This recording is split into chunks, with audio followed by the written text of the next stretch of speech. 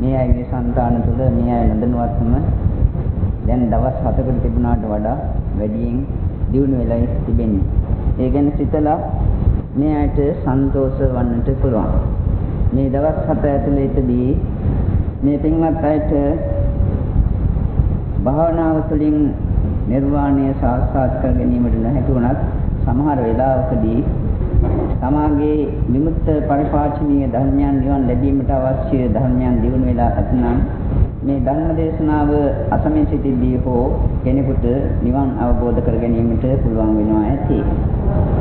විශේෂයෙන්ම අප මේට ප්‍රථමයෙන් මේ චතුරාර්ය සත්‍ය අල්ලා ධර්ම දේශනාවක් කළා. 7-8 දිනකට මේ ධර්ම අවබෝධය ලබා දුන්නා.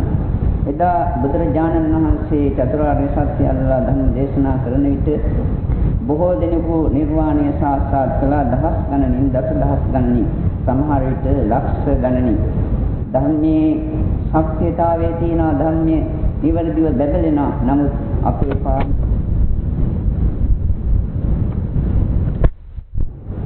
අපේ පාරමී ශක්තිය මන්ද නිසා අපිට ඒ ධර්මය අවබෝධ කරගන්නට නොහැකි වෙනවා. ධර්මයේ වරදක් නිසා නෙවෙයි අපේ තියෙන දුර්වල භාවය නිසා. අපේ සමාධිය දියුණු නැහැ, අපේ ප්‍රඥාව දියුණු නැහැ. අපි කියන ධර්මයේ සමාධිමත් සිතකින් ඒ කියන ධර්මයේ දැක ධර්ම ශ්‍රවණය කරන්නේ නැහැ. එම නිසා මේ පින්වත් අය සමාධිමත් සිතකින් අප කියන්නේ කුමක්ද කියා හදවත තුලින් විමසමින් ඒ කියන දේ හදවත තුලින් දකිමින් මේ ධර්මයේ ශ්‍රවණය කරන්න. ඒ ශ්‍රවණය කරන කාලය තුලදී අඩු වශයෙන් එක් අයකට හෝ මේ ධර්ම අවබෝධය ලැබේවා කියලා අපි ප්‍රාර්ථනා කරමින් මේ ධර්ම දේශනාව පවත්වන්නේ. එසේ මේ භූමිය තුලදී මේ පින්වත් අයට මේ ධර්ම ශ්‍රවණය කිරීමේ කුසලයේ තුලින් ඒ ධර්ම දේශනාවේ ඇසීම තුලින් නිර්වාණය සාක්ෂාත් කිරීමට නොහැකිවත් මේ ධර්ම ශ්‍රවණයේ කුසලයේ තුලින් ඒ කුසලයේ ආනිසංසයේ බලයෙන් මේ පින්වත් අයට මේ ජීවිතයේදී හෝ අන් භවයකදී හෝ අන් බුද්ධ ශාසනයකදී හෝ නිවන් සුව ලැබීමට මේක ඒකාන්ත වශයෙන්ම හේතු වේවා කියලා කාර්නික අදහසක් පෙරට කරගෙන අපි මේ ධර්මයේ දේශනා කරන්නේ. බුදුරජාණන් වහන්සේ මෙසේ දේශනා කරනවා චතුන්නංකෝ භික්ඛවේ ධම්මානං අනනුපෝදා අපටි වේදා ඒව මිදන් දීගමද්ධානං සන්දාවිතං සංසරතං මමංචේව තුම්හා පංච. මහණෙනි, මේ ධර්ම හතරක් අවබෝධ කර නොකළ නිසා ප්‍රත්‍යක්ෂ වශයෙන් නොදත් නිසා මමංචේව තුම්හා පංච මමත් උඹලා මේ තරම් දීර්ඝ සංසාරයක සැරිසරමින් පැමිණියා. කත මේ සංචතුන්නං කුමක්දේ හතර? දුක්ඛස්ස අරිය සත්‍යස්ස, දුක්ඛ සමුදයස්ස අරිය සත්‍යස්ස, දුක්ඛ නිරෝධස්ස අරිය සත්‍යස්ස, දුක්ඛ නිරෝධ ගාමිනී පටිපදා අරිය සත්‍යස්ස, අනුබෝධා අපටිවේධා ඒවමිදං දීගමද්ධානං සංධාවිතං සංසරතං මමංචීව තුම්හා පංච. මේ මොන හතරක් අවබෝධ නොකළ නිසාද මේ සංසාරයේ දිගින් දිගට ඒ බෝධිසත්වයෝ මේ භික්ෂුන් වහන්සේලාට දා එලෙස පැමිණි.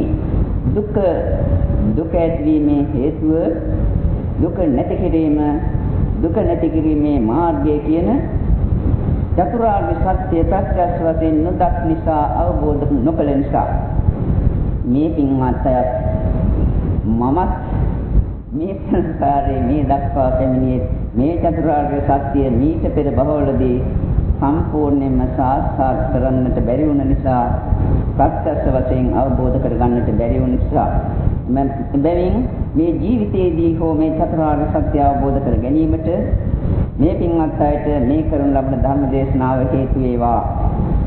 මේ බුදුරජාණන් වහන්සේ දුක්ඛ ගැන වදාරන විටම මේ අයගේ මනසට නැගෙන්නේ ජාතිපේ දුක්ඛ, ජරාපේ දුක්ඛ ආදී වශයෙන් අර කාටත් පුරුදු දුක්ඛ සත්‍ය විස්තර කරන ලබන මේ ධර්ම පාඨය.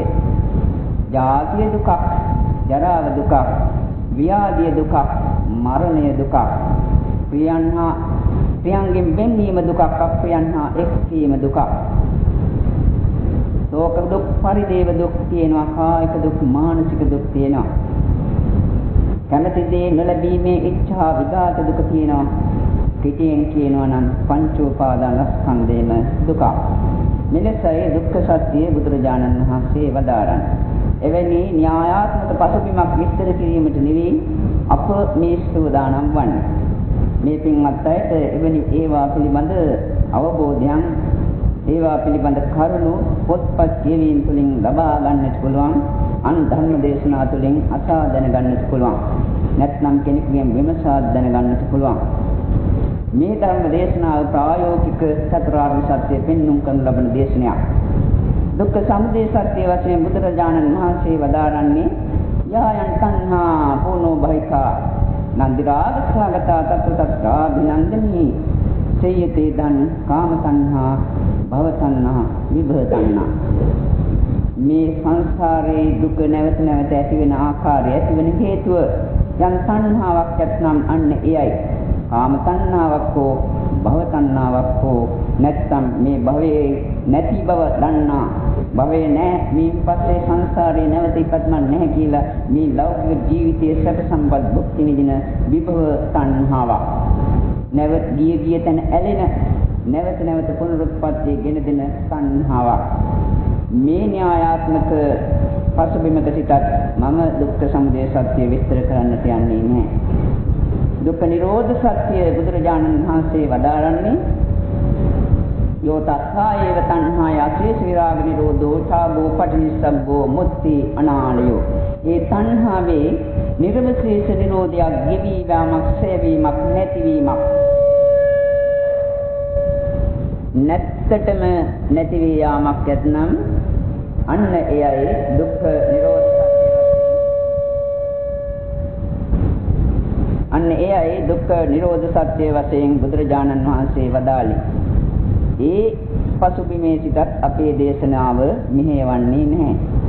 දුක්ඛ නිරෝධ ගාමිනී පටිපදාර්ය සත්‍ය වශයෙන් බුදුරජාණන් වහන්සේ වදාළේ ආර්ය අෂ්ටාංගික මාර්ගය. සම්මා දිට්ඨි, සම්මා සංකප්ප, සම්මා වාචා, සම්මා කම්මන්ත, සම්මා ආජීව, සම්මා වායාම, සම්මා සති, සම්මා සමාධි. මේ ආර්ය අෂ්ටාංග මාර්ගය දුක්ඛ නිරෝධ ගාමිනී පටිපදාර්ය සත්‍ය වශයෙන් බුදුරජාණන් වහන්සේ එදා වදාළා. මේ කරුණු පිළිබඳව සෑහෙන තරම් ධර්ම දේශනා මේ පින්වත් අය අසා ඇති, පොත්පත් වලින් දැනගෙන ඇති, අන් අය මේ අයට කියලා දීලත් ඇති. මෙවැනි න්‍යායාත්මක පසුබිමක සිට මේ චතුරාර්ය සත්‍ය විස්තර කළොත් ඇත්ත වශයෙන්ම ඒ චතුරාර්ය සත්‍ය විස්තරය තුළින් කෙනෙකුට ධර්මය අවබෝධ කර ගැනීම එතරම් සුකර වන්නේ නැහැ. නොහැකි කියනවා නෙවෙයි, අපහසුයි. එබැවින් අපි දුක්ඛ සත්‍ය, දුක්ඛ සමුදය සත්‍ය, දුක්ඛ නිරෝධ සත්‍ය, එසේම දුක්ඛ නිරෝධ ගාමිනී පටිපදාර්ය සත්‍ය ප්‍රායෝගික ඇසකින්, විදසුන් ඇසකින් බලන ආකාරයයි විස්තර කිරීමට බලාපොරොත්තු වන්නේ. එතකොට අපි පළමුවෙන්ම බලමු දුක්ඛ සත්‍ය. මේ දුක්ඛ සත්‍ය කියන්නේ කුමක්ද? ජාතිය, ජරාව, ව්‍යාධි, මරණ, ශෝක පරිදේව, දුක්ඛ දෝමනස්ස ආදී මහා දුක්ඛ ස්කන්ධය, ඒකාන්ත දුක්ඛ පිණ්ඩය. මෙහෙම කීවට වඩා ඉතා පහසෙන් අපට අවබෝධ කර ගන්නට පුළුවන් දුක්ඛ සත්‍ය කියන්නේ කුමක්ද කියන එක දුක්ඛ සත්‍ය ක්‍රියාත්මක වන ආකාරය දෙස විමසීමක් කළහොත් අපිට ව්‍යාධි දුක් ඇති වෙන නොඑක ආකාර රෝග දුක්. ඒ දුක කොහොමද අපි අත්දකින්නේ? ඒ දුක අපි අත්දකින්නේ අපේ සිතින්. අපේ සිත නැත්නම් මේ දුක අපට අත්දකින්නට හැකියාවක් නැහැ. හිතන්න, මහා රෝගයකින් අතිශයින් දුක් විඳින පුද්ගලයෙකුට සිහි නැතිවීමට බෙහෙතක් දුන්නා. නැත්නම් නිින්ද යාමට බෙහෙතක් දුන්නා. සිත අක්‍රීය කළා කවර ආකාරයකින් හෝ. එවිට ඔහුට කවර රෝගයක් තිබුණත්, කොයිතරම් බරපතල රෝගයක් ඒ අවස්ථාවේ උද්ගත වී තිබුණත්, ඒ රෝගය ඔහුට දුකක් වන්නේ නැහැ. ඒ තුලින් ඔහුට දුකක් ඇතිවන්නේ නැහැ. එම නිසා ඒ රෝග දුක විඳින්නේ තමාගේ සිත තිබෙන තාක් කල් පමණයි. රෝග දුක කියන්නේ එබැවින් තමාගේ සිතේ පැවැත්මයි. මේක වටහා ගන්නට ඕන. ජරා දුක, මෙතන ඉන්න අය බොහෝ දුරට ජරාවෙන් ජරාවට කිට්ටු වෙමින් සිටින අය. ඒ අයට තේරෙනවා ඇති ජරා දුක. ඇස් පෙනින්නේ නැතුව, කන් ඇහින්නේ නැතුව, තමාගේ ශරීරයේ ශක්තිය හීන වෙලා ඉරියව් පවත්ීමේ හැකියාවකින් තොරව අතන මෙතන මුළු ශරීරයේ පුරා නොඑක් වේදනාවන්ගෙන් පීඩිතව විඳින දුක. මේ ව්‍යාධි දුක එන්ටෙන්ටම වැඩි වෙනවා. මේ වැඩි වෙන ව්‍යාධි දුකත් මේ ජරා දුකත් දැන් පවත්නා ජරා දුකත් විඳින්නේ කුමකින්ද? ජරාවෙන් පීඩිත වෙන දුක, ජරා දුක්ඛය අපි අනුභව කරන්නේ අපේ සිතින්, ඒ අත්දකින්නේ අපේ සිතින්. ජරා දුක කියන එක එතකොට සිතේම පැවැත්ම. ජරා දුක අත්දකින්නවා කියන්නේ ඒ දුක් වේදනාව සිතට දැනීමයි. අපි හිතමු ප්‍රියංගෙන් වෙන්වීමේ දුක. මේක කොහාටද දැනෙන්නේ? ඒ අවස්ථාවේදී සිදුවන්නේ කුමක්ද? ප්‍රිය අයගෙන්, ප්‍රිය දේවලින් වෙන්වීමේදී අපේ සිත තුළ නාම ධර්ම රාශියක් ඇති වී නැති වී යනවා. සංස්කාර ධර්ම, නාම සංස්කාර. ඒ නාම සංස්කාර ඇති වී නැති වී යාම කියන්නේ කුමක්ද? සිතේ පැවතීම සහ නැතිවීම, ඇතිවීම සහ නැතිවීම. එවිට අර ප්‍රියංගෙන් වෙන්වීමේ දුකත් අන් කිසිවක් නෙවෙයි, අපේ සිතේ පැවැත්මමයි. අප්‍රියං හා එක්වීමේ දුක, ඒක දැනෙන්නේ අපේ සිතටමයි. මේ මහා දුක්ඛ ස්කන්ධය, සබ්බේ සංඛාරා දුක්ඛා වශයෙන් වදාළ මේ මුළු විශ්වයේම තියෙන සංස්කාර දුකක් බවට පත්වන්නේ කුමකින්ද? ඒ දුක අනුභව කරන්නේ කුමකින්ද? මේක හොඳට හිතලා බලන්න. මේ ලෝකේ යන්තා දුක් ඇතනම් ඒ සියලුම දුක් ඇතිවන්නේ මේ මහා පෘථිවිය මත නෙවෙයි, මහා ගස් ගල් වල නෙවෙයි, පර්වත වල නෙවෙයි, සාගරේ නෙවෙයි, ආකාශේ නෙවෙයි. මේ දුක රූපස්කන්ධේ මුල් කොටගෙන ඇතිවුවත් ඒවා අපි අත්දකින්නේ සිත තිබෙන නිසා, සිතේ පැවැත්ම තිබෙන නිසා. දුක්ඛ සත්‍ය මේ විදිහට කැටි කරලා බලනකොට අන් කිසිවක් නෙවෙයි, අපේ සිතේ පැවැත්මම ඒකාන්ත දුක්ඛ සත්‍ය වශයෙන් අවබෝධ කරගන්නට ඕන. අපේ සිත තිබෙන තාක්කල් අපේ දුකින් මිදිලා නැහැ. අපේ සිතේ යම් කිසි සිතුවිලි මාත්‍රයක් ඇතිවීමම ඒකාන්ත වශයෙන් දුකක්. යම් කිසි පුද්ගලයෙක් මේ චිත්ත නිරෝධය, සිතේ සම්පූර්ණ නිවී යාම දැක්කා නම් ඒ නිවී යාමදී ඇති වූ සාන්ති භාවය, සුඛය, සීතල ස්වභාවය, වෙනත් සිතට වෙන සංස්කාර ධර්ම ඇති වූ විකසම නැති වී යන ආකාරය අවබෝධ වුණත් එහෙම ඒ පුද්ගලයාට පෙනෙනවා මේ සිතේ පැවැත්මම, මේ සිත මෙලෙස අඛණ්ඩ ලෙස ඇති වෙමින් නැති වී යාමමයි දුක්ඛ සත්‍ය කියන්නේ කියලා. අන් කිසිවක් නෙවෙයි.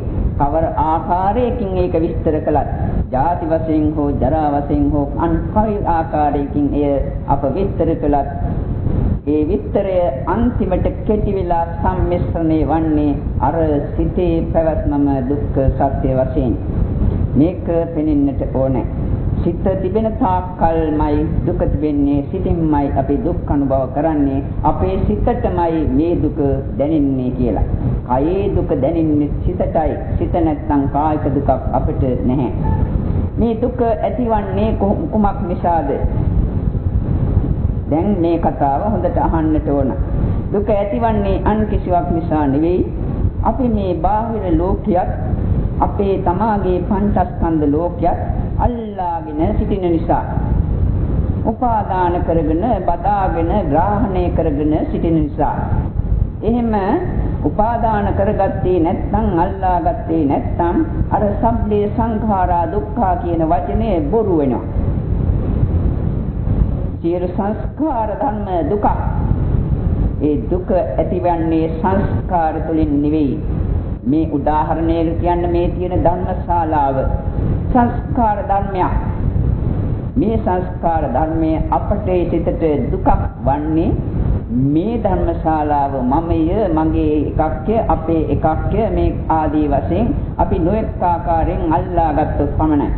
මේ ශාලාව කැඩෙනවා නම්, බිඳෙනවා නම්, නැත්නම් මේ සීලෙන් ගැලවෙනවා නම් මේක නොඑක ආකාර ප්‍රත්‍යාත් කිරීමට අලුත් ක්‍රියා කිරීමට බඳුන් වෙනවා කරන්නට අවශ්‍ය නම් ඒ දුක ඇතිවන්නේ එය ග්‍රහණය කරන අයට පමණයි. දැන් හිතන්න අර කොයි හරි වෙන තැනක තියෙන ධර්මශාලාවක් හැදුනට මෙහි ඉන්න කෙනෙකුගේ සිතට ඒක දුකක් වන්නේ නැහැ. අපි මේක අල්ලාගෙන තියෙන සිතින් ඒ සිතින් අල්ලාගත් භාවය නිසායි මේ බාහිර අජීවී සංස්කාර ධර්මයක් අපේ සිතට දුකක් ගෙන දුන්නේ. එහෙම අල්ලාගත්තේ නැත්නම් මේක වෙන කෙනෙකුගේ එකක් අපිට කිසිම සම්බන්ධයක් නැති එකක් කියලා හිතෙනවා නම් මේක මෙතනම බෝම්බයක් වෙලා සම්පූර්ණයෙන් සුණු විසුණු වෙලා කැඩී බිඳිලා ගියත් අපේ සිතේ ලෙසින් කැඩෙන්නේ බිඳින්නේ වෙනස් වන්නේ නැහැ. ඒකට අනුකූලව එම නිසා මේ උපාදානයේ අල්ලා ගැනීමයි දුක ඇතිවීමේ හේතුව. මා එදා කීවා මතකයි දෙමළ ගෑණියක් යාපනයේ මැරුණට අපේ සිතට කිසිම දුකක් ඇතිවන්නේ නැහැ. නමුත් අපේ සෝරියක් නැත්තන් නේද මිත්‍රයෙක් කවුරු හරි සමීප කෙනෙක් මරණයට පත් වුණොත් අපට දුකක් ඇති වෙනවා. අපේ සතුරෙකුගේ මරණයක් ඇහුවොත් අපිට දුකක් නෙවෙයි දැනෙන්නේ සමහර විට සිතට සතුටක්. ඒ මරණයත් සතුරාගේ මරණයත් තමාගේ යහපත් තමා ප්‍රිය කරන කෙනෙකුගේ මරණයත් මරණයේ වශයෙන් සැලකුණට එක සමානයි එකයි. නමුත් එක් මරණයක් දුකකුත් අන් මරණයක් සැපකුත් ලබා දුන්නේ අන් කිසිවක් නිසා නෙවෙයි අපි අල්ලාගෙන සිටීම තුළින් ඒක සිදු වුණේ. එම නිසා මේ දුක කියන එක අල්ලා ගැනීම නිසාම සිදුවෙන බව හිතන්නට ඕනේ. අල්ලා ගැනීම වැඩිවන්නට දුකක් වැඩි අපිට දැනෙනවා. මට මෙහිදී කතාවක් මතක් වෙනවා. විසාකා මහා උපාසිකාව දවසක් අවේලාවේ බුදුරජාණන් වහන්සේ හමුවට ගියා. නම් බාගෙට නාලා කොණ්ඩේ වේල්ලත් නැහැ කොණ්ඩෙත් කඩාගෙන ගියා. තෙත් බරිත කොණ්ඩේ සහිතව බුදුරජාණන් වහන්සේ විමසනවා මොකද විසාකාවනි මේ තෙත් බරිත කෙස් සහිතව අවේලාවේ මේ ස්ථානෙට මෙලෙස පැමිණියේ. අනේ බුදුරජාණන් වහන්සේ මගේ ලස්සන මිනිබිරියක් හිටියා. ඒ මිනිබිරියාද අභාවත් මේ මැරුණා. ඒක නිසා මට ඒක ඉවසන්නට බෑ. ඒ දුකින් තමයි මේ පසු වෙලා පැමිණියේ. මේ සෝවාන් වූ පුද්ගලයෙක් කියන කතාවක් මේ. බුදුරජාණන් වහන්සේ අහනවා විසාකා ඔබ කැමතිද මේ සවැත් නුවර ඉන්න ඔක්කොම ওই වයසේ අය ඔබගේ මිනිබිරියන් වනවා දකින්නට? ඉතින් මෙයා බොහෝම සන්තෝෂෙන් කියන අනේ කොච්චර එකක්ද බුදුරජාණන් වහන්සේ සවැත් නුවර ඉන්න ඔක්කොම මේ ඒ වයසේ අය මගේ මුණුබුරු මිනිබිරියන් වෙනවා නම් මට ඒක ඊටාම සතුටට කාරණාවක්. එවිට බුදුරජාණන් වහන්සේ විමසනවා හොඳයි විසාකාව මේ නගරේ දවසකට කී දෙනෙක් කොහෙණි අය මැරෙනවද? 10-12 දෙනෙක් ඊටත් වැඩි. දැන් අපි දන්නවා බොරැල්ල කනත්ත ගාවට ගියාම එක දවසකට මිනි 4 පැත්තෙම ගේනවා මං හිතන්නේ 50ක් 60කටත් වැඩි. එතකොට එදත් එහෙමයි. බුදුරජාණන් වහන්සේ විත කියනවා එහෙමනම් විසාකාවනි ඔබට එක දවසක්වත් සැනසීමකින් ඉන්න හම්බෙන්නේ නැහැ නේද? හැම දවසෙම 7-8 දෙනා මිනිබිරියෝ මැරෙනවා. ඔබට මහා දුකක් නේද අත්වන්නේ. මෙහිදී තමයි ඒ විසාකාවට ඇත්ත වැටහුනේ. අල්ලාගෙන සිටින ධම්ම වල වැඩි බවට අනුකූලවම අපේ දුකත් වැඩි වෙනවා. අල්ලා ගැනීම අඩුවන්නට දුකත් අඩු වෙනවා. මා හිතව උදාහරණයක් මේ පින්වත් අයට කියන්න. හිතන්න මගේ ඇඟ වටේ මහා විශාල කඹයක් වටවල් 6කින් විතර වෙලලා එක පොටක් මගේ අත් දෙකින් මම තද කරගෙන සිටිනවා. අනිත් පොට මිනිසු 5-6 දෙනෙක් එකතු වෙලා අදිනවා. මටත් අර මිනිසු 5-6 දෙනාගේම ශක්තියටත් වඩා ශක්තියක් තිබෙනවා. නෑ මම මේක ගැලවෙන්නට දෙන්නේ නෑ කියලා මමත් තදින්ම ඒ පොටක් මගේ ඇඟ ළඟ තියෙන පොට අල්ලාගෙන තද කරගෙන සිටිනවා. අර මිනිසු අදිනවා. ඒ මිනිස්සු අදින්න මම ඒ අල්ලාගෙන සිටින්න මොකද මට වෙන්නේ? එන්නම මගේ දුක වැඩි වෙනවා.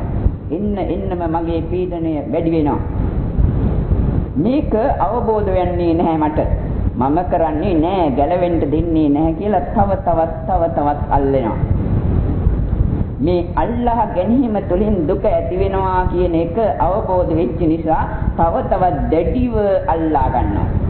මෙසේ 5 දෙනෙක් 6 දෙනෙක් පසුපසිනුත් අදිනවා. යම් කිසි දවසක මට අවබෝධයක් ආවා නම් මේ අල්ලාගෙන සිටීම නිසායි මට මේ පීඩාව දුක ඇතිවන්නේ. මේ අල්ලා ගැනීම අතහැරියානම් මට මේ කිසි පීඩාවක් නැහැ. අර වැරදි අවබෝධය මගේ සිතින් අයින් වෙනවා. අල්ලාගෙන සිටින එක හොඳක් කියන එක.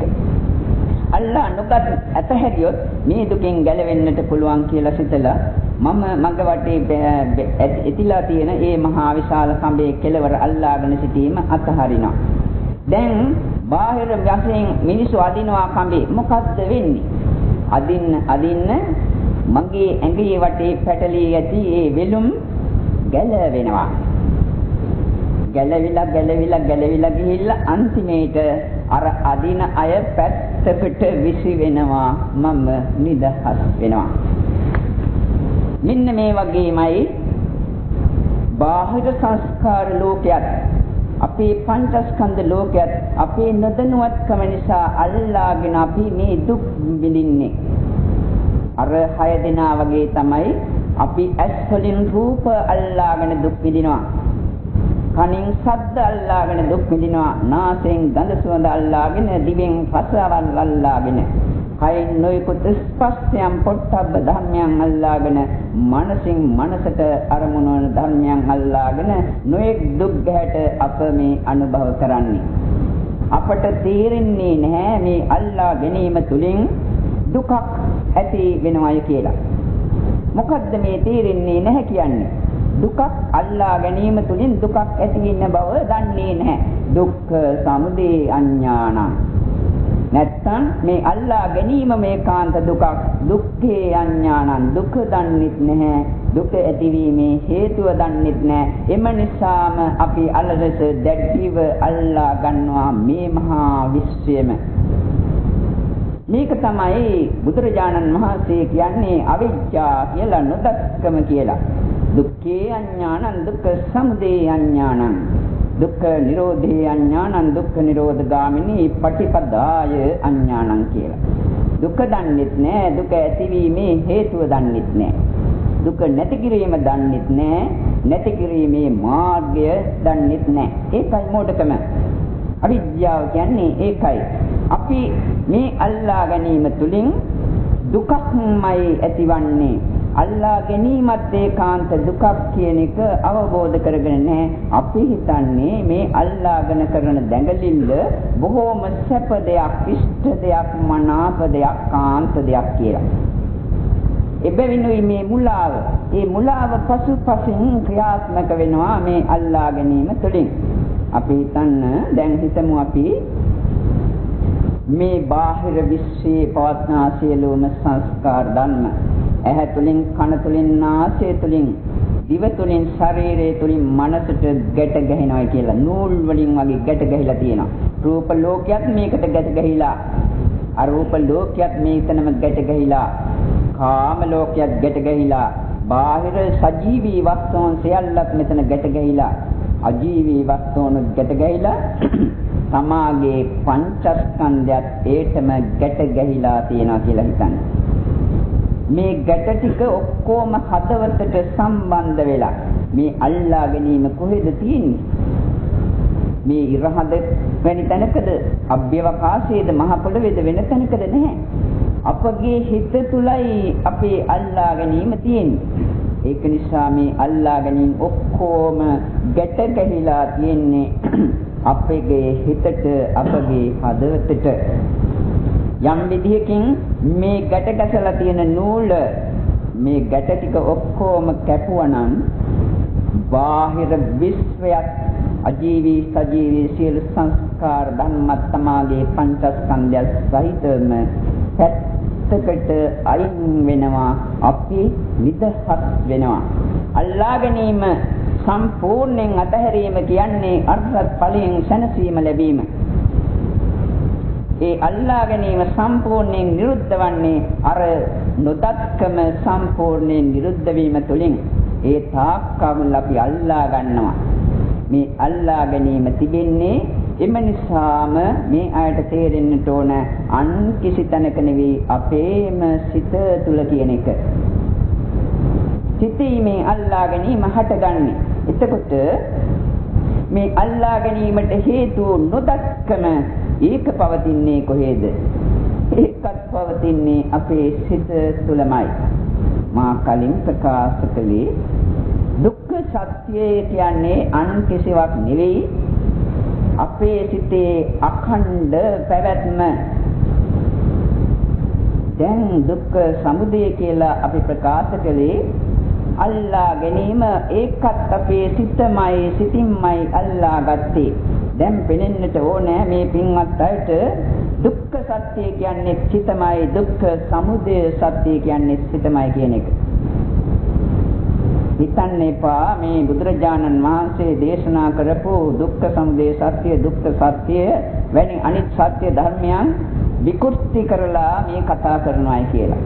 ප්‍රායෝගික ධර්මයක් මේ.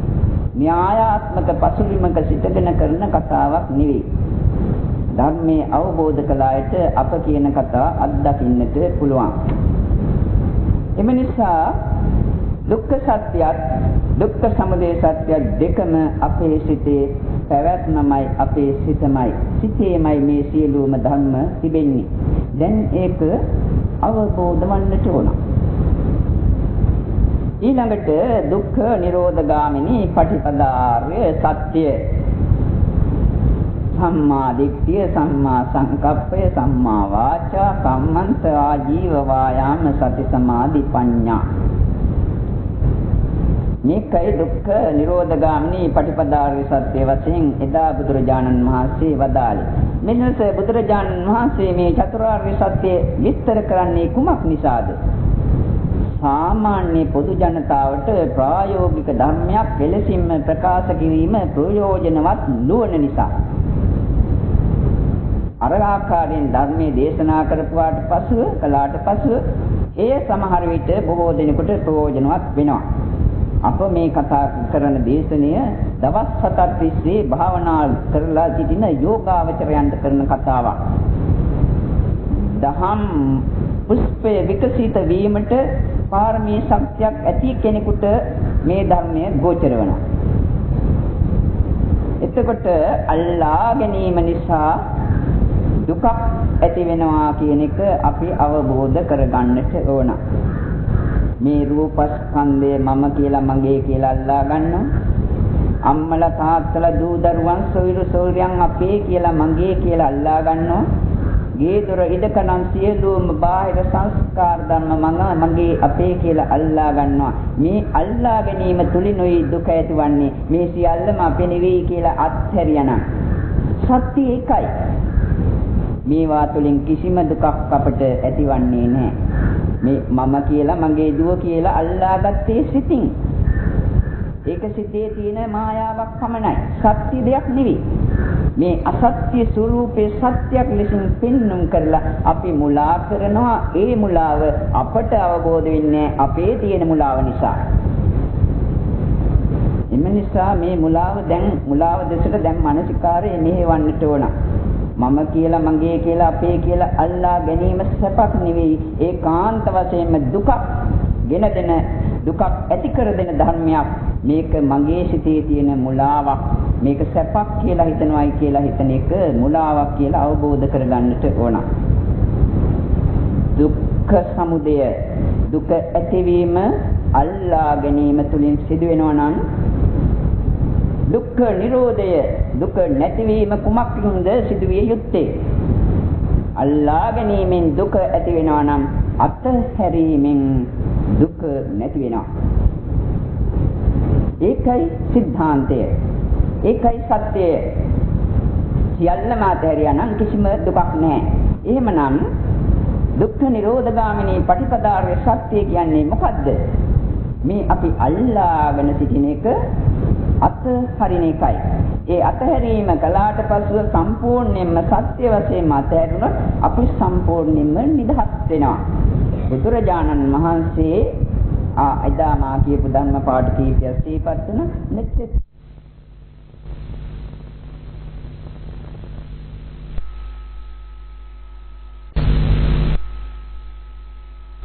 කිසිවක් අල්ලා ගන්නට එපා, කිසිවක් උපාදාන කරන්නට එපා කිව්වේ ඔන්න ඔය දුක්ඛ නිරෝධ ගාමිනී පටිපදාර්ය සත්‍යයට යෝගාවචරයන් භික්ෂුන් වහන්සේලා යොමු කිරීම සඳහා. සබ්බේ ධම්මා භික්ඛවේ නාලන්න බිනිවේසාය. මේ ලෝකේ යන්තා ධර්මයක් නම් මහණෙනි, ඒ සියලුම ධර්ම අල්ලා ගැනීම සඳහා, තුටු වීම සඳහා නෙවෙයි තියෙන්නේ, අතහැරීම සඳහා. මේ පින්වත් අය මේවා කියනකොට අතහරින්නට ඕනේ තමාගේ සිත තුළින්ම, අවංකවම, හදවතින්ම. නිවන ගැන යම් කිසි අපේක්ෂාවක් තියෙනවා නම් ඒ අපේක්ෂාවත් මෙතනම බිම දාන්නට ඕනේ. අපේක්ෂා පොඩි බැඳගෙන සිට අපට නිර්වාණය සාක්ෂාත් කරන්නට බෑ. එබැවින් නිර්වාණය පිළිබඳ යම් අපේක්ෂාවක් තිබේ නම් ඒ අපේක්ෂාවත් අත්හරින්නට ඕන. නාඤ්ඤත්‍ර සබ්බ නිස්සග්ගා සතින් පස්සාමි පාණිනා. මේ සියලුම දේවල් අතහරින්නේ නැතුව සත්‍යයට නිවනක් ලැබී කියන එක ලැබෙන්නේ නැහැ.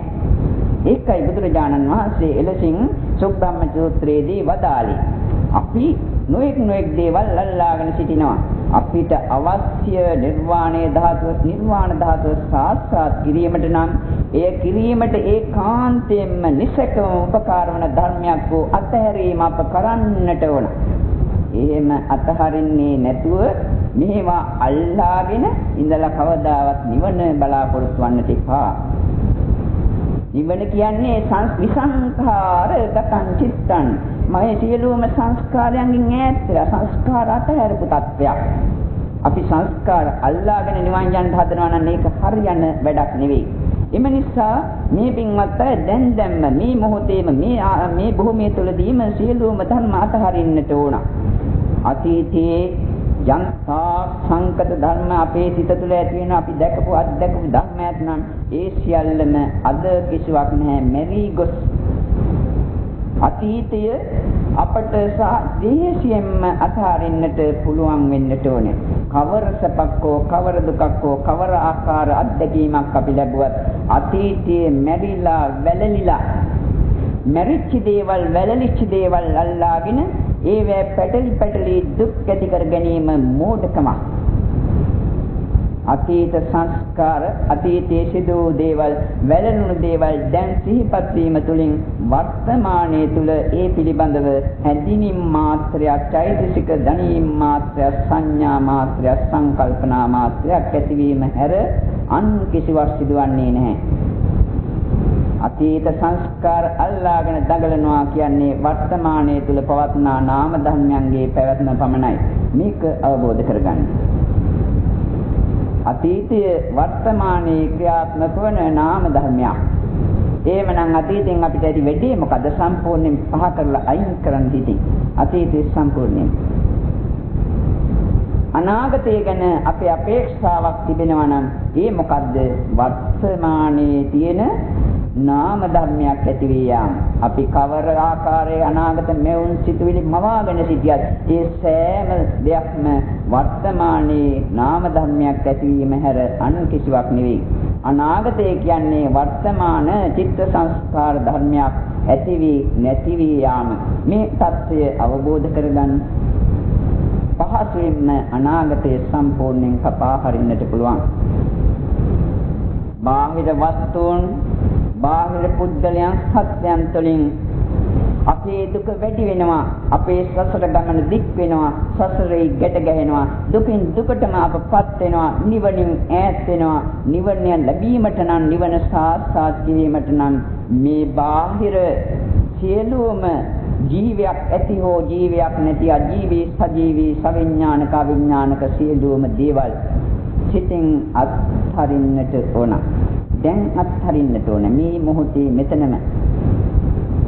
ඒවා මම නෙවෙයි, මගේ නෙවෙයි. ඒවා මම කියලා හිතුවට, ඒවා සැපක් කියලා හිතුවට ඒ තුලින් ඒකාන්තයෙන්ම දුකක් ඇතිවන්නේ. දුක අල්ලාගෙන සිටීම ඒකාන්තයෙන්ම මෝඩකමක්. මේ මෝඩකමට අවධානය යොමු කරලා මේ අතහැරෙන්නේ නැතුව සියලුම ධර්ම නිවන සාක්ෂාත් කරන්න බැරි බව අවබෝධ කරගෙන බාහිර පංචස්කන්ධත්, බාහිර පණ නැති සියලුම වතු පිටි ගේ දොරවල් ඉඩකඩම් නැත්නම් ඒ සියලුම ධම්මත් සිතින් දැන් අයින් කරන්න. වැඩක් නැහැ. මුලාවෙන් අපි මුලා කළා. ඒ මුලාව නිසා සසරට වැටුණා. මෙතෙක් සසරේ ගමන් කළා. දුකින් දුකටමපත් වුණා. සසරෙන් සසරටම ගමන් කළා. නැවත නැවත ඉපදුණා. නැවත නැවත මැරුණා. ඉදිරියටත් මෙලෙසින්ම ඉපදී මෙරි යන්නටද යන්නේ.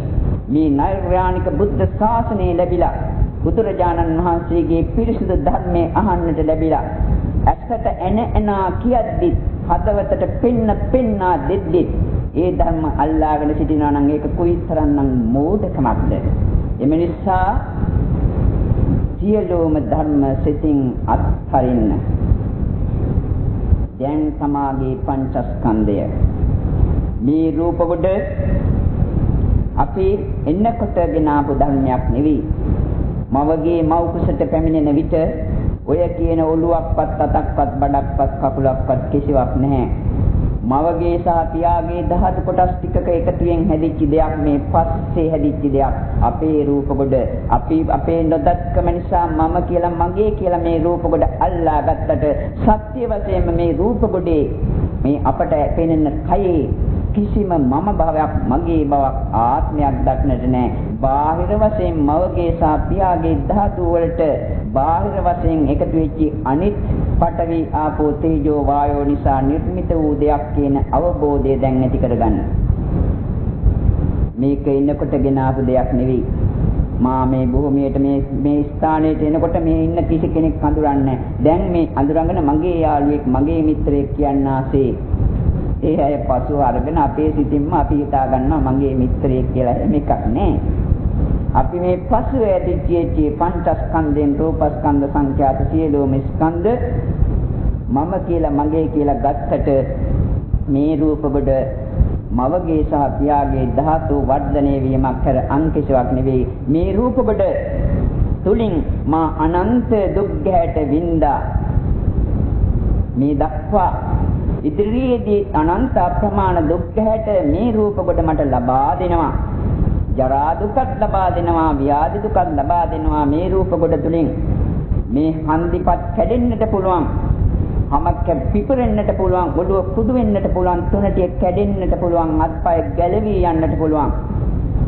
මහා භයානක ඉරණම් වලට අපි අත් ගන්නට පුළුවන්. මෙවැනි මහා භයානක දුකක් මේ ශරීරය අපට ලබා දෙනවා. මේක අපි කොතෙක් අපට ඕන විදිහට පවත්වන්නට උත්සාහ කළත් අපේ කැමැත්තට අනුව පවතින ධර්මයක් නෙවෙයි. ඒකේ පාඩුවේ ඒකේ පවතිනවා, ඒකේ පාඩුවේ ඒක නැති වෙනවා. අපි කැමැති වුණත් නැති වුණත් මේ රූප කොට මෙතනම මැරුණා නම් අප ඔක්කොම එහෙම් පිටින්ම දර කඩක් පැත්තකට දානවා වගේ පැත්තකට අපට විසි කරන්නට සිදු වෙනවා. එදාට ඔය අපි ඇලුම් කරන දූ දරුවන් සොයිරු සොයිරයන් වතු පිටි ගේදර කිසිවක් නැහැ. ඔක්කොම අතහරින්නටම ඕන. ඇයි දැන් මේ අතහැරීම කරන්නට බැරි? මේ පංචස්කන්ධය අපි එදාට සම්පූර්ණයෙන් පැත්තකට වීසි කරනවා.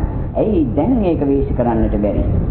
එම නිසා මේ රූප කොට ඒකාන්ත වශයෙන්ම අනිත්‍යයට යන ධර්මයක්. ඒකාන්තයෙන්ම මේක දුක්ඛ පිණ්ඩයක්. ඒකාන්තයෙන්ම මම මගේ නොවන ධර්මයක්, අත්හැරිය යුතු ධර්මයක්. මට මේ පංචස්කන්ධි මේ රූප කොට ඒකාන්තයෙන්ම අත්හැරී දැමීමට සිදු වෙනවා මරණ මොහොතේ. දැන් මලකුණක් බවට පත් වෙලා තමාගේ මිනිය තමා ඉදිරියෙන් තියනවා කියලා හිතන්න. එදාට මේ මොකක්වත් දැඟලිලි බැඟලිලි පැනිලි නැතිලි නැහැ. නිරත්තක දර කඩක්. දැන් මේ දරකඩ බවට ශරීරේ පත් කරන්න සිටින් ශරීරේ පැත්තකට වීසි කරන්න. ප්‍රායෝගික වශයෙන් සමාධිමත් සිතකින් කරන්න. ධර්මයේ දකින්න නම් එසේ කරන්නට ඕන. දැන් මුළු විශ්වයත් සමාගයේ පංචස්කන්ධයෙන් රූපස්කන්ධයත් ඔක්කොම සිතට නොපෙනී යන්නට ඕන. හරියටම සියල්ලම අතහැරුණා නම් දැන් බලන්න සිතින් සිත දිහා. කිසිම අරමුණක් නැති හිස් භාවයක් අරමුණු වන සිතක් දැන් ඇති. මේ සිත තමයි මම, මේ සිත තමයි මගේ ආත්මය, මේ සිත තමයි මම මගේ කියලා මෙතෙක් කල් ගත්තේ. මේක දෙසටම අවධානය යොමු කරන්න. ඔන්න මා කියන වචනයක් ඇහෙනවා. සිත ඇති වුණා නැති වුණා. දැන් මොකොත් නැහැ. ඔන්න තව වචනයක් ඇහෙනවා. වචන මාලාවක් තව සිත් පෙළක් ඇති වෙනවා. තව සිත් පෙළක් ඒ සිත් පෙළ නැති වුණා. ඔන්න අයත් වචන ඇහෙනවා සිත් ඇති වෙනවා. දැන් කිසිත් නැති බව අපි අත්දැක්කා. සිත් නැති වී ගිය. ඇති වෙච්ච සිත් නැති වෙනවා. දැන් මේ සිතින්ම සිත දෙස බලාගෙන ඉන්න. ඇති වෙනවා නැති වෙනවා ඇති වෙනවා නැති වෙනවා.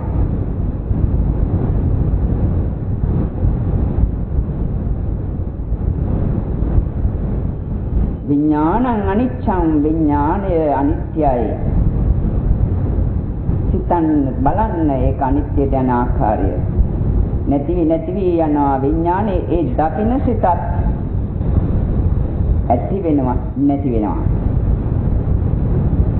විඥානේ නැති වෙනවා ඒ නැතිවීම දකින්න සිතත් ඇති වෙනවා නැති වෙනවා. විඥානං අනිච්ඡං විඥානය අනිත්‍යයි.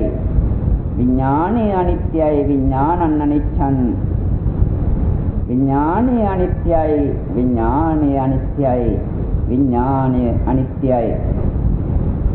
මෙහිදී යම් කිසි තවත් ශූන්‍යතාවයක් දැක්කනම් ඒ ශූන්‍යතාවත් අනාත්මයි මම නෙවෙයි මගේ නෙවෙයි ඒක අනිත්‍යයි හැම විට පවතින ධර්මයක් නෙවෙයි. එයත් අනිත්‍යයි එයත් අනාත්මයි.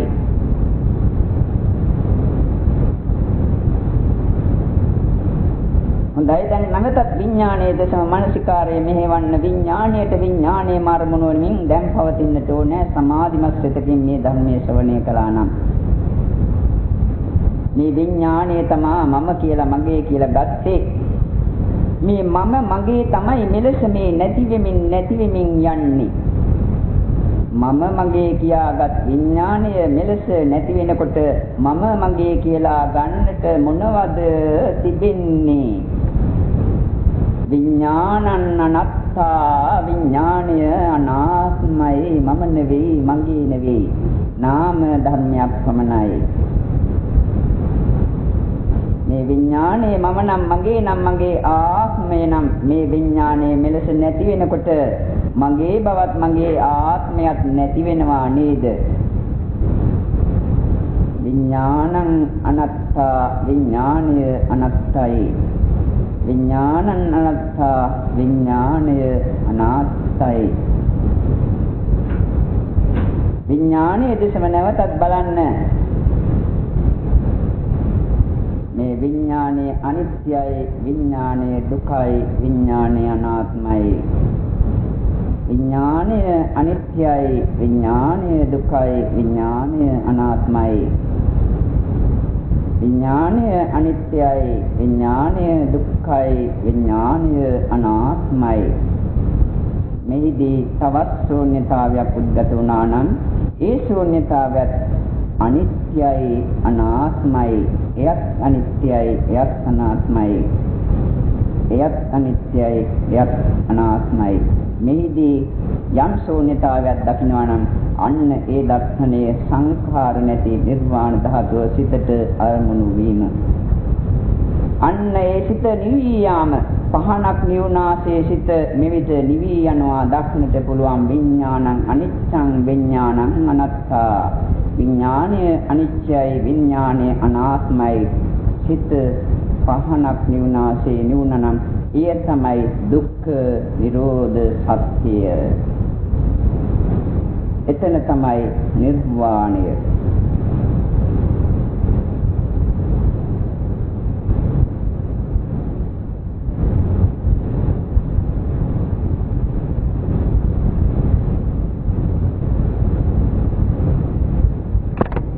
හොඳයි. ඒ විඥාන නිරෝධයේ දකිමින් ඒ සංස්කාර නිරෝධයේ අත්දකිමින් මේ භූමිය තුළදී මේ පින්වත් අයට මා කීවේ කුමක්දයි අවබෝධ නොවුණා නම් ඒ දුක්ඛ නිරෝධ සත්‍ය නොවැටුණා නම් මේ ධර්ම ශ්‍රවණය කිරීමේ කුසලයේ කවදා හෝ දවසක මේ කියපු ධර්මයේ සත්‍යයි කියලා අවබෝධ කරගෙන නිරෝධ සත්‍යය දැකලා නිවනින් සැනසීමට මේ පින්වත් සෑම දිනාටම එකසේම වාසනාව ශක්තිය උදා වේවා කියලා කරුණා සිතකින්ම මෛත්‍රී සහගතවම කුළුණු පෙරදැරිවම ඔබ සැමටම අපි ආශිර්වාද කරනවා. සෑම දිනාටම නිවන් සුවම අත්පත් වේවා. අත්පත් කරගත්තා විශේෂයෙන්ම පුරා දවස් 7ක් තිස්සේ උතුම් වූ ගහට දස සීලයක් ආරක්ෂා කරමින් නෛෂ්කර්ම පාරමිතාව පූර්ණේ කරමින් සීල සමාධි ප්‍රඥා කියන ත්‍රිසිතාවන් වඩමින් මේ සමත භාවනාවේ නිරත වෙමින් ධර්ම ශ්‍රවණය කරමින් බෝධි පූජා පවත්වමින් එලෙසම තවත් ආකාර දානමාන ආදී කටයුතු වලට සහභාගී වෙමින් නොඑක ආකාරයෙන් අතිවිශාල මහා පුණ්‍යස්කන්ධය මේ පින්වත් අය අත්පත් කරගත්තා. මේ මහා පුණ්‍යස්කන්ධයේ විශේෂයෙන්ම බුද්ධ ශාසනය ආරක්ෂා කරන්නා වූ ශ්‍රී විෂ්ණු දෙවි රජතුමා ප්‍රමුඛව සකල දිව්‍ය දේවතා සමූහයට අපි අනුමෝදන් කරමු. අපි සිතින් මේ පින් අනුමෝදන් කරන සියලුම දෙවිවරුන්ට දේවතාවරුන්ට අප කරන ලද මේ මහා පුණ්‍යස්කන්ධය අනුමෝදන් කරනවා කියන්නේ. ඒ මහා පුණ්‍යස්කන්ධය අනුමෝදන් වීම තුළින් සියලුම දෙවිවරු දේවතාවරු සතුටට ප්‍රමෝදයට අභිනන්දනයට පත්වෙත්වා. එසේ සතුටටපත් වූ දෙවිවරු දේවතාවරු අපවත් ආරක්ෂා කෙරෙත්වා බුද්ධ ශාසනයත් රැකෙත්වා. ඒකාන්ත වශයෙන් මේ සියලුම දෙවි දේවතාවරුන්ට මේ පින නිවන් ලැබීමට හේතු වන කුසලයක් බවට පත් වේවා උපනිශ්‍රේ වේවා කියලා සාදුකාර දීලා පින්දෙමු. ඒ වගේම විශේෂයෙන්ම මේ භූමිය නිර්මාතෘ කළ මෙම භාවනා මධ්‍යස්ථානයේ නිර්මාතෘ කළ මේදානන්ද ස්වාමීන් වහන්සේට ඊට පසු මේ තත්ත්වයට ගෙන යන ලද පොට්ටේ සුමන ස්වාමීන් වහන්සේට පොට්ටාවේ සුමන ස්වාමීන් වහන්සේට අප විසින් කරන ලද මේ මහා පුණ්‍යස්කන්ධය අනුමෝදන් කරමු. මේ පුණ්‍යස්කන්ධයේ සත්‍යයෙන් මේදානන්ද ස්වාමීන් වහන්සේට සුමන ස්වාමීන් වහන්සේට නිවනින් සැනසීමට ලැබේවා කියලා සාදුකාර දෙමු. ඒ වගේම සියලුම භූත කොටස් වලට අපි කරන ලද මේ මහා පුණ්‍යස්කන්ධය අනුමෝදන් කරමු. සියලුම භූතය අපට හිතවත් වූ හිතවත් වූ සියලුම භූතයෝ මේ පින් අනුමෝදන් වෙත්තා අපි අනුමෝදන් කරනවා. අයිම හිතින් අනුමෝදන් කරවන්න. ඒ පින් අනුමෝදන් වුණා වූ සියලුම භූතයෝ යම් හේකින් දුකකටපත් වී යන දුකින් මිදෙත්වා සෝයටපත් වූ භූතයන්ගේ සැප සම්පත් තව තවත් වැඩේවා. ඒ සියලුම භූත කොටස් වලට නිවන් සුව ලැබීමට මේ පින් ඒකාන්ත වශයෙන් හේතු වේවා කියලා සාදුකාර දීලා පින් දෙමු. ඒ වගේම අප විසින් මේ මොහොත දක්වා කරන ලද මේ මහා පුණ්‍යස්කන්ධයේ සකල ලෝකවාසී සත්‍යයන්ටම අපි අනුමෝදන් කරමු. මේ සියලුම ලෝකවාසී සත්වෝ මේ පින් අනුමෝදන් වෙත්වා. මේ පින් අනුමෝදන් වීමෙන් නිදුක් වෙත්වා. සියලුම සත්වෝ නිරෝගී වෙත්වා. සියලුම සත්වෝ සුවපත් වෙත්වා. සියලුම සත්වෝ නිවනින් සැනසෙත්වා කියලා සාදුකාර දීලා පින් දෙමු. එත්තාවතාචං ඊහි සම්පදං පුඤ්ඤ සම්පදං සබ්බේ දේවා අනුමෝදන්තු සම්බ සම්පත්ති සිද්ධියා. එත්තාවතාචං ඊහි සම්පදං පුඤ්ඤ සම්පදං සබ්බේ භූතා අනුමෝදන්තු සම්බ සම්පත්ති සිද්ධියා. එත්තාවතාචං ඊහි සම්පදං පුඤ්ඤ සම්පදං සබ්බේ සත්තා අනුමෝදන්තු සම්බ සම්පත්ති සිද්ධියා. අප නම් මේ පරිලෝක ඥාති මිත්‍රාදී ඇති අය දැන් සිහිපත් කරගන්න මැරෙන දිස්සලා තිබුණු සූසතහන දැන් සිතින් සිතා ගන්න. ඒ සියලුම ඥාති මිත්‍රාදීන්ටත් අපට හිතවත් භාවයක් දැක්වත් අහිත භාවයක් දැක්වත් අපට අපකාර කළත් අපට පීඩා පැමිණුවත් ඒ සියලුම භූත කොටස් වලට අප මේ මොහොත දක්වා කරන ලද මේ මහා පුණ්‍යස්කන්ධේ අනුමෝදන් කරනවා කියලා එක සිතින්ම අවංකවම පින් දෙන්න සියලුම තමන්ගේ මියගේ ඥාති මිත්‍ර ආදී භූත කොටස් වලට ඒ ඥාති මිත්‍රාදී මේ පින් අනුමෝදන් වීමෙන් යම් හේකින් දුකකටපත් වී ඇතනම් මේ කාන්තෙන්න මේ පුණ්‍ය ශක්තියේ මහිමෙන්ම දුකින් මිදෙත්වා කියලා කරුණාසිතක් ඇති කරගන්න. ඒ ඥාති මිත්‍රාදීන්ගේ සුව සම්පත් තව තවත් වැඩෙත්වා කියලා මුදිතාසිතක් ඇති කරගන්න. ඒ සියලුම ඥාති මිත්‍රාදී මේ පින් අනුමෝදන් වී ඒකාන්ත වශයෙන්ම නිවනින් සැනසෙත්වා කියලා සාදුකාර දීලා පින් දෙන්න. ඉදං වූ ඥාතිනං හෝතු සුඛිතා හොන්තු ඥාතයෝ. ඉදං වූ ඥාතිනං හෝතු සුඛිතා හොන්තු ඥාතයෝ. ඉදං වූ ඥාතිනං හෝතු සුඛිතා හොන්තු ඥාතයෝ. මේ ධර්මානුධර්ම ප්‍රතිපත්තියෙන් බුදුරජාණන් වහන්සේට ශ්‍රී සද්ධර්ම රත්නයේ දත්තස්ථාරි පුද්ගල සංඝ රත්නයේත් අපි පූජා පවත්වමු. ඉමාය ධම්මානුධම්ම පටිපත්තිය බුද්ධං පූජේමි. ඉමාය ධම්මානුධම්ම පටිපත්තිය ධම්මං පූජේමි. ඉමාය ධම්මානුධම්ම පටිපත්තිය සංඝං පූජේමි. අද්ධායමාය පටිපත්තිය යාති ජරා මරණං හා පරිමුච්ඡස්සාමි. මේ පුණ්‍ය ශක්තියමයි මේ පින්වත් නිවන් දක්නා ජාති දක්වාම පිරිනම් මංචකේ දක්වාම මේ පින්වත් අයට බාලයන්ගේ ආශ්‍රයයක් ලැබේවා. අපි දුස්චරිතයෙන් මුදවා සුචරිතයට යොදවන කල්යාණ මිත්‍රන්ගේ ආශ්‍රය ලැබේවා. අපට නිවන් මඟ හෙළිපැහැදිලි කර දෙන බුදුපසේ බුදුමහරහතන් කල්යාණ මිත්‍රන්ගේ ආශ්‍රය ලැබේවා. අපට බාලයන්ගේ ආශ්‍රයන් ලැබේවා. කල්යාණ මිත්‍ර සම්පත්තියෙන් ලැබේවා කියන ප්‍රාර්ථනාව තබාගෙන ඉමිනා පුඤ්ඤ කම්මේන නාමේ බාල සමාගමෝ සතං සමාගමෝ හෝතු යාව නිබ්බාන සත්‍ය.